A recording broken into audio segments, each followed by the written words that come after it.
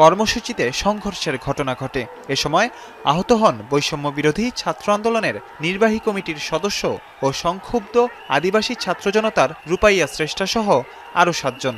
তারা অভিযোগ করেন পরিকল্পিতভাবে তাদের উপর এই হামলা করা হয়েছে। ক্লাস 9-10 এর বাংলা দ্বিতীয় পত্রের ওই বইয়ের মধ্যে হলো ইনক্লুড করছিল। পরবর্তীতে স্টুডেন্টস ফর সভারেন্টি সেখানে গিয়ে জোরপূর্বকভাবে এনসিপি ঘেরাও করে সেই গ্রাফিটিটা হলো বাধ্য করে রিমুভ করার জন্য। সংঘর্ষে আহতদের ঢাকা মেডিকেল কলেজ হাসপাতালের জরুরি বিভাগে চিকিৎসা দেয়া হয়, যাদের দেখতে যান জাতীয় নাগরিক কমিটির মুখপাত্র সামান্তা শারমিন। এ সময় তিনি বলেন, সংক্ষুব্ধ আদিবাসী ছাত্র জনতার ওপর এই হামলা পরিকল্পিত এবং পূর্ববর্তী ফ্যাসিবাদী সরকারের আচরণের পুনরাবৃত্তি। এনসিটিভির আজকের যে ঘটনা, সেখানে আমরা দুটি বিষয় দেখেছি। এক হচ্ছে আইনশৃঙ্খলা বাহিনীর কোনো ধরনের কোনো হোল্ড নাই। আইনশৃঙ্খলা বাহিনীকে এখনও তাকে ওই জায়গাটা দেওয়া হয় নাই, বা তারা নিজেরা করে নিচ্ছেন না। তারা তাদের দাবিগুলোও জানাচ্ছেন না, এবং তারা কি চাচ্ছেন, তারা স্ট্রং অবস্থানে যাবেন, এই জন্য তারা কি চাচ্ছেন সেটাও আমরা দেখতে পাচ্ছি না। এই ঘটনার প্রতিবাদে সন্ধ্যায় কেন্দ্রীয় শহীদ মিনার প্রাঙ্গণে বিক্ষোভ ও অবস্থান কর্মসূচি পালন করেছে বৈষম্য বিরোধী ছাত্র আন্দোলন ও জাতীয় নাগরিক কমিটি।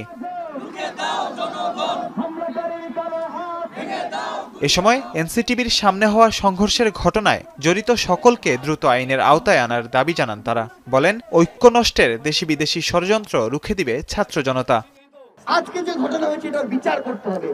এই বিচার খালি এই গাল গল্পের মধ্যে সীমাবদ্ধ থাকলে হবে না, এই বিচার দৃশ্যমান হতে হবে। আজকে আমার কাছে ছবি আছে, ভিডিও ডকুমেন্টস আছে, তারা সন্ত্রাসী কার্যক্রম করেছে, ফৌজদারি অপরাধ করেছে, তাদেরকে কেন এখনো গ্রেফতার করা হচ্ছে না? দেশকে অস্থিতিশীল করতে পাহাড়ে একটি গোষ্ঠী উস্কানি দিচ্ছে অভিযোগ করে এই দুই সংগঠনের নেতারা বলেন, সকল বিভেদ সমাধানের শান্তিপূর্ণ পথ আলোচনার টেবিল।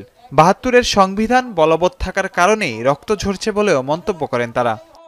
যেই সংবিধানে আপনাদেরকে কোনো স্থান দেওয়া হয় নাই, সেই সংবিধানের বিরুদ্ধে আপনাদের আওয়াজ জারি রাখুন।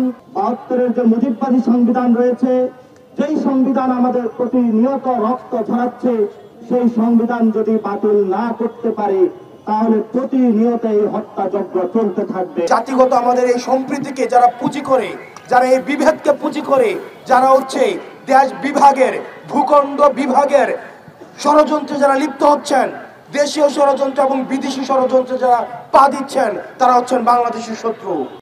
যতদিন পর্যন্ত জুলাই আগস্ট অভ্যুত্থানের প্রত্যাশা পূরণ হবে না, ততদিন ফ্যাসিবাদ বিরোধী আন্দোলন চলবে বলেও জানায় বৈষম্য বিরোধী ছাত্র আন্দোলন ও জাতীয় নাগরিক কমিটি। মাজহার ইমন, এখন, ঢাকা।